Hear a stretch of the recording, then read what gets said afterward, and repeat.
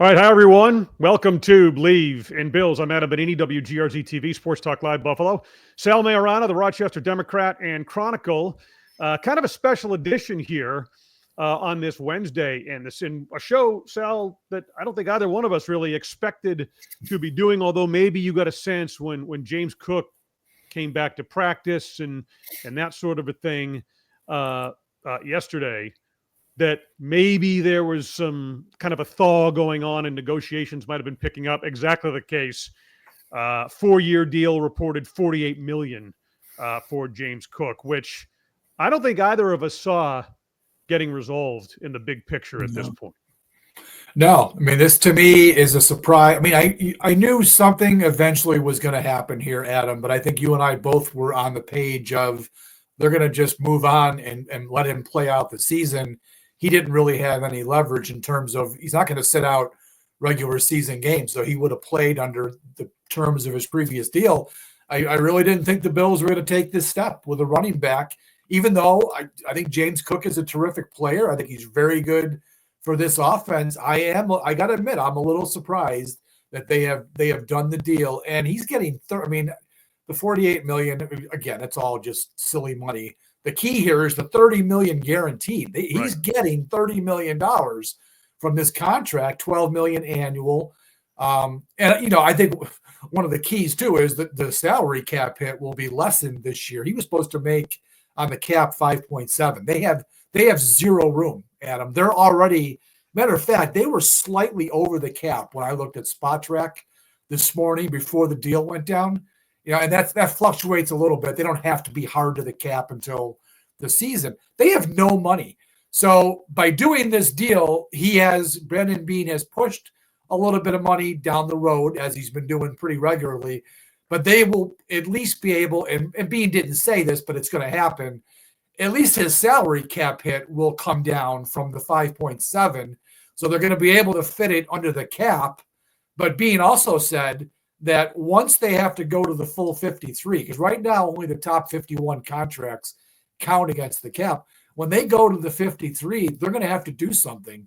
So that's going to mean either restructures of some other guys' contracts or cutting guys who the dead cap hit would be less than what the actual salary cap hit is for 25. So that brings a few players into play that right now, they've got guys that are hurt, guys that are making a lot of money, and you wonder what they're going to have to do. At some point, the accounting just doesn't add up, Adam, right? They keep giving these guys these extensions, and you got to pay the piper at some point. So I'll be very curious in about 3 weeks now what they're going to do to get themselves under the salary cap.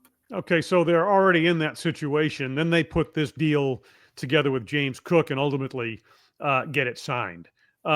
We had talked about running backs, and to the extent they're sort of interchangeable is the wrong word, but in terms of your ability to replace them in the lineup and the impact and that sort of a thing, I think we both agreed that were they to move on from James Cook in the midst of all of this or whatever, if that scenario played out, that there would be a drop-off in terms of what the Bills are able to do offensively and what he brings to the table offensively.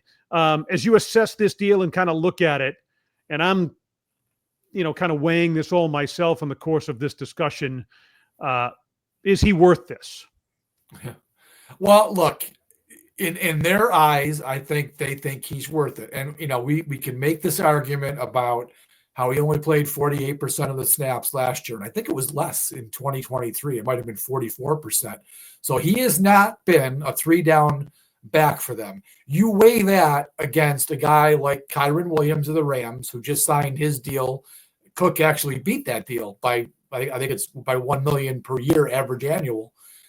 You look at a guy like that who played 87% of the snaps last year. Saquon Barkley, of course, played over 80%. He's got the top contract among running backs. Is James Cook in that neighborhood? James Cook's guaranteed money, Adam, at $30 million. That's the third highest for the position. Barkley got 36, and the rookie for the Raiders, Ashton Janty, he signed for 36 or 35.8, something like that, as a guaranteed deal in his rookie contract. Cook's $30 million is third. in the NFL. That seems pretty high for a guy who plays 48% of the snaps. Now, Brandon Beane defended that today and said, look, he does what we need him to do. We like getting our other guys involved. And he also made a good point in that James Cook is going into his fourth season now. And the term that Brandon used was there's not a lot of tread on the tires. And that's true. He has not got a lot of tread. He remember at Georgia, he only played, it was a ridiculously low amount of snaps over his career. He came to the NFL with no tread on his tires. And now 2-3 seasons into the NFL, he is certainly not an overworked back. So I think their thinking was this guy is not going to age like so many running backs age in the NFL. He's still got a lot to give. And I think that was probably what pushed it across the goal line, that simple fact that we can use him more now. We think he can do more, but don't worry about the 48%. He's worth it. Yeah, in terms of, weighing that value and everything, to kind of follow up on that, I did hear Bean talk about the fact that they expect to be able to use him more. Because he does give them some versatility, but third down is the big issue with him. And that was kind of, I think, a sticking point in these negotiations as they went on. And as you debate James Cook and that's obviously a central point that you have to discuss. I guess my question to you is, do you see them and Joe Brady kind of evolving him beyond what he's already done within the confines of this Bills offense? Well, I think they're going to try. I mean, they want him to be on the field as much as possible. But Adam, they really like what they have in Ray Davis and then Ty Johnson. Remember, they re-signed Ty Johnson to a 2-year deal. That wasn't one of these, Bean's been famous lately for these 1-year free agent deals. He gave Ty Johnson 2 years. Ray Davis still has 3 years to go on his rookie contract. So I think what the Bills are telling us is that they like their 3-man unit. It's now going to be together for at least these 2 years, right? Mm-hmm. They've all got specific roles in the offense, and none of these guys is going to get overworked. And for a team that expects to be playing games in January, so 2, 3, hopefully 4 games in January, they need these guys fresh and ready to go. They can't wear James Cook out, in the 17 regular season games. Now, Saquon Barkley managed to do it. He got used a lot, and he went all the way to the Super Bowl championship. So it can be done. But I think the Bills are looking at it as a running back room investment. James Cook is going to get a lot. Ty Johnson's got a good chunk, and Ray Davis has the smallest as a 4th-round pick. And maybe they're taking it as, yeah, we gave James all that money, but it's really a 3-man unit here. And that's just how they allotted the money. I guess you look at it that way. But what else can you do? I mean, he's not going to be an 80% guy, Adam. There's just no way. All right. So I think you have to look at it within. We all know the Super Bowl window and how open it is and what the expectations are for this team. I mean, FanDuel has the Bills odds winning so they're a plus 700 to win the Super Bowl, as I'd mentioned, 12.5%. James Cook is a key element in evaluating that number, right? And then there's some question about his status or whatever. I think the expectation was he was going to play. But in terms of, like you said, they've got this group together for a couple of years now and that sort of a thing. Keeping the window open around and maximizing around Josh Allen to the greatest extent possible, this deal certainly does that. Yeah, I mean, look, obviously Josh was going to defend his guy and he wanted him back. He's been saying it for a week since the hold-in began that he understands what James is doing here. It's generational money that we're talking about. And as players, you have a very short window. You got to get it while you can. So he was fully on board, as were all of his teammates, with the hold-in. He gets what was going on. But he also said, we need this guy. We need him back in the building. If we're going to be the team that the Bills hope they can be, James Cook has got to be a part of it. So I think Brandon Beane also realized that, we talk about all the time, you can find running backs anywhere. And really, the Bills have got 2 guys that could probably handle the load. And then you throw Frank Gore in as the 3rd-string guy. They could have gotten by without James Cook this year, but James Cook's the best back on the team. So I think Brandon Beane realized, like you said, the Super Bowl window is still wide open. Why would you screw around with this? So it's against their nature to give a running back this much money But I think in this case, given this guy's track record and how good he's been, I feel like that's what they did. They had to do it. And you've kept your quarterback happy. You've kept the offense pretty much together. I mean, it's the same offense as last year. You just flop in Josh Palmer as a new addition for Amari Cooper. That's the change, right? Everything else is the same. Right. So I think they felt like they had to get it done. We were talking about how Cook didn't have a lot of leverage. He probably did have more leverage than we gave him credit for, because knowing now that Bean did want to get it done. Ultimately, if it hadn't gotten done, he was still going to play. He wasn't going to sit out. But I think the Bills are happy that it's resolved now. And this guy's in the bank. He's in the bag now for 4 or 5 years here. Yeah. Is it too much in terms of his leverage? And maybe I'm overstating this, but as we assess it from the outside and as fans do as well, without James Cook, this is still a highly contending team this year. Is James Cook a significant part of the difference that you look for big plays and big games to ultimately get them over the top, to get to and to win a Super Bowl? Is he the type of player that can make the explosive plays when they matter most and make a difference with what he brings to the table in terms of his athleticism and versatility? I would argue yes. And those are the margins we're dealing with when you assess this team. That's where they are, to their credit. And that's, looking at what they haven't accomplished and what it's going to take to get them over the top, assuming the defense improves and those upgrades they've made and the changes they've made, translate to the football field. I mean, on the offensive side, looking ahead to the postseason and what this team's capable of, I think James Cook is that type of difference maker, has been and would continue to be for this offense, and they obviously do too. He is. I mean, he's a big play guy. I mean, they don't have a lot of big play guys, right? We've talked forever, well, not forever, but the last 2 years about Dalton Kincaid was supposed to be that guy, and he hasn't been. He's been catch the ball for 10 yards. That's been his contribution mainly. Khalil Shakir is not a big play guy. He's a very consistent, important part of the offense. He always gets the job done, but he's not a home run hitter. I don't think Josh Palmer is going to be a home run hitter. James Cook can be a home run hitter. We've seen it a few times in the past where he has broken long runs that no other running back on this team was going to do. So he's made those plays. He's even made some big plays in the passing game. So if you look at playmakers on the Bills offense, Josh Allen, of course, is number one far and away.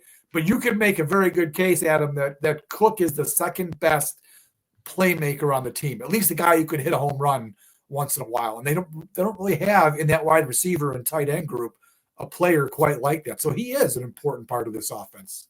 All right, taking a look at shifting gears here, changing topics, and just a couple of quick updates from practice, and then a look ahead to the joint practice in the preseason game number 2 at Chicago this weekend. Sean McDermott, and with good reason, had voiced concern about the situation. Taylor Rapp and Cole Bishop at the safety position, and trying to get them time on task to sort of, I think it was Jay Skursky who worded it that way in terms of his question, and McDermott agreed. The Poyer and Hyde years are now behind them, and they had the luxury of that veteran leadership and experience on the back end of the defense. It's such an important position, and now they're trying to reestablish some semblance of that, and injuries have gotten in the way. But it's more than worth noting now they both seem to be ramping up in terms of their practice participation. Yeah, Rapp and Bishop both had been, like, when the Bills go into their their walkthrough portions of practice, they'll put the starters on the field, and those guys have been out there for those reps. They also do afternoon walkthroughs, Adam, that we don't see, and I'm sure they're out there for those. But today was the first time both of those guys were back in the 11-on-11 portion of the practice, that's very good to see. Tuesday, before they had even taken the field, and those guys had not been back yet, McDermott there was probably 2 or 3 questions, and you could tell that it wasn't irritation, but he's gotten to a point with all these injuries this summer that he's getting frustrated, and particularly at safety, because he had the luxury, as we've talked about forever, with Poyer and Hyde, and he referenced them again Tuesday. He can't let it go, man, because he had it so good for so long. He said, yeah, we've had that We had that piece, and he thinks. I mean, for all the investment they've made on defensive line, deep down, I swear to God, I think Sean McDermott thinks the most important part of that defense is the safety play. And, maybe for him and the way he likes to do things, maybe it is. I mean, I would disagree. I mean, you got to have a better defensive line than the Bills have. But that safety tandem is important. He has made it painfully clear at least 3 or 4 media sessions in training camp how they need to get this thing locked down. They lost it last year because Cole Bishop got hurt early. They were forced to go with Hamlin, who's, a good player, but he should be a backup. Even Rapp last year got hurt. They just have not had that twosome together for very long. And now they've lost most of this training camp so far. So it was important to get those guys back. Now you just hope they can stay healthy, Adam, because neither one of those two, Rapp and Bishop, have shown the ability to get through a full season for sure. So this was a good step in the right direction. We'll see what kind of playing time they get. I'm sure they'll get a lot of work in the practice with the Bears. We'll see how it goes in the game. But I got to believe they're going to be out there if they can, because they need that, like we said, time on task. Yeah. Poyd is a good way to describe Poyd, yeah. Poyer and Hyde, because they would know they were so intrinsically linked and so important in terms of what they brought to the defense, the two of them. As McDermott, we were joking that if they ever been able to build. We were joking if they ever rejuvenate the Wall of Fame, they should put them in together the same year, because they were literally linked at the hip. And it probably wouldn't be a bad idea, but right now that's kind of a dead thing though. There's no such thing as the Wall of Fame anymore. Even though I'm on the committee, we haven't had a vote for like 7 years. So, okay, injuries. A couple of other, the receiver position has been very much affected, and that continues to be the case. Yeah. So, Shakir and Curtis Samuel have been out almost the entire training camp, and they've had guys that have gone in and out as well. I mean, Josh Palmer has missed practices. He was back today, but he had a heavy wrap on his leg. So whatever he had, I think it was a hamstring. I forget what it was, Adam, hamstring or calf, whatever he had early in camp. Clearly it's still bothering him. So he was able to work, but he was a little bit limited. Now they were out. They had Shavers and Moore were out today. Don't know what the injuries are because Sean didn't talk. So they've just been going through, that's 5 guys. The only healthy receiver among the guys you figure are going to make the team has been Keon Coleman. I think he's practiced every day, and he's been, knock on wood, fine. Everybody else has missed time. So I think this weekend we're going to get a healthy dose of guys like, Deion Kane and Christian Wilkerson and Laviska and all these guys, because they can't afford to keep putting these injured guys out and then getting them hurt. So, yeah, that's starting to become a problem too. They've got to get that figured out. Yeah, the sand is sifting through the hourglass, as Sean McDermott has repeatedly referred to in terms of the season fast approaching. And his quote has been, the season's not going to wait for us. He's more than a little bit perturbed and frustrated, I think, with the injury situation and the potential impact. As the time goes by, everything's so established offensively with some changes that we've mentioned, but, that's not a given necessarily either. I mean, preparing for a season in terms of the complexities of an NFL offense, both sides of the ball, it's significant. And when players who are going to make an impact miss significant time, that can translate obviously early. Yeah, this has been, and he mentioned this last week, McDermott did, when they were still in Pittsburgh here. He told Nate Bresky, the head trainer, said to him, yeah, this has been unusual. This has been more injuries than we've had in training camp. And as I reflect back, I can't recall a training camp where they've been this banged up. Every training camp you get guys hurt, and it hasn't been anything completely catastrophic or serious. I mean, Khalil Shakir's high ankle was probably been the biggest one, but that happened so early in camp that they're pretty confident that he'll be without a setback. He'll be fine for week 1. There's other teams around the league that we've seen have lost guys for the season, so they haven't had one of those yet. But they've had an annoying amount of nagging injuries that are really impacting practice and the preparation for the season. And you can tell McDermott he's getting a little bit frosty about it. Can't do anything about it. It happens, but he's getting a little frustrated. All right, so now they head into a joint practice with the Bears in the preseason game number 2 on Sunday night. And McDermott had talked about, I think coaches really like these joint practices. I mean, they get more out of them, I've been told a number of times through the years, than they actually do in a lot of ways than a preseason game. itself, because and I find it interesting when I hear, and most recently McDermott talk about it, where you get all the intensity of a game and the competitiveness, right, going against an opponent within the controlled situation within a practice that addresses some of the issues we've talked about, injuries and otherwise. So I know it's something they are very, very, they hold in high value when they put together their preseason plans, and teams around the league obviously do it. And we've seen that evolve through the years. Question, I guess, has to do with Josh Allen, who they set out for the first preseason game, understandably. So though he has played in years past in the preseason, as we have talked about, I mean, I feel like if we're going to see him or at all, if the Bills are going to play him at all, it would be in this particular game, although that's far from a given at this point. I don't know if Allen sees the field. McDermott hasn't addressed it yet. What's your take on that? He has played in every preseason, at least briefly, in one game, at least briefly. And I'm starting to doubt that that's not going to happen this season. He's definitely not going to play in the last game, because I expect that there won't be any starters playing against Tampa Bay. I think they're going to keep that game for just the backups and to figure out the bottom of the roster. So any starters that might play are going to probably play in Chicago. I would expect James Cook will play a little bit in this Bears game, because he didn't play. He would have played last week if he had been not holding in. So I think he'll play. I think they'll have a couple of the guys out. I don't see a point in starting Josh Allen. I don't think he should play in the preseason. He's going to get good work in that joint practice, because, again, like you said, that's a controlled environment. They're not going to be able to touch him.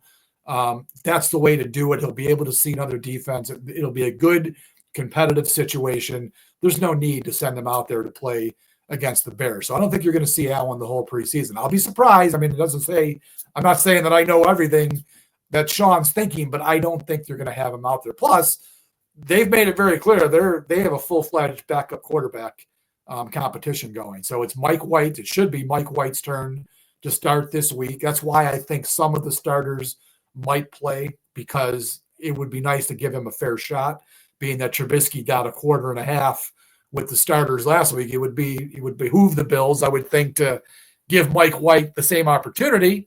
We'll see. But I don't think you're going to see Josh. Adam, I think that would be silly. Get him in the practice. You can get plenty of good reps, and then get him off the field. Right. He gets the work he needs, and the offense gets the work they need with him at the helm. And what people need to know too is this is not a scrimmage against the Bears. They're not going to be tackling to the ground. There may be a period or two where they do tackle to the ground. Maybe they'll do a goal line situation, but generally these practices are very similar to what you would see a Bills practice being. They're not going to be tackling and killing each other. They're going to be doing, and the best part about it is the coaches can get together and they can script all of the different periods. So say the Bills need to work on their blitz pickup, then the Bears are going to send a bunch of blitzes at the quarterback. Obviously, you're not going to hit them, that type of thing. They can really control what each team wants to practice. And then there is going to be physicality, because it's not touch football. They are going to be hitting. I just wouldn't expect them to be tackling to the ground in this practice. Right. Exactly. You tend to see, we've certainly seen it in the past. I can think of joint practice with the Steelers years ago, where I think you were down in Latrobe as well. You know, 2 or 3 plays into it, the Steelers came out defensively, hitting, and things get flared up a little bit. You know, you see some scraps, but that level of competitiveness against someone else at this point, from having gone against each other for so long, that adds to the measuring stick, right? And what the players get out of it as well. Yeah. So we know you're headed over there. You have your itinerary. That's always a fun thing and an issue to talk about with you, Mr. Planes, Trains, and Automobiles. Yeah, I'm taking a risk, and I'm flying early Friday morning. I leave here at 6:30, so I get there at 7:30, and the practice is at 10:30 Central Time. So hopefully I have no problem. I got a direct flight, so I should get there hopefully no problem. And it's about a half hour from O'Hare to the facility, although with Chicago traffic, it'll probably you never know. Double that.